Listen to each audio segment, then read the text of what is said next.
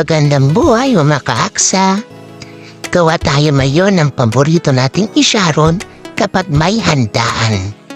Siyempre, ang Shanghai. Yan, halo-haluin lang natin. Yan po yung recipe kapag gumagawa po ako ng Shanghai.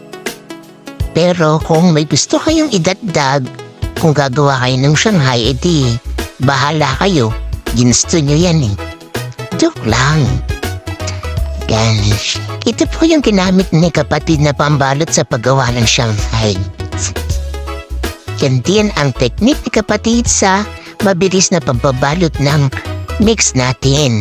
Yan po ang ating Shanghai. Ayan, ganyan lamang ginawa ni kapatid. Ang bilis. Yan na po yung kanyang finished product. At syempre, madinang tikman.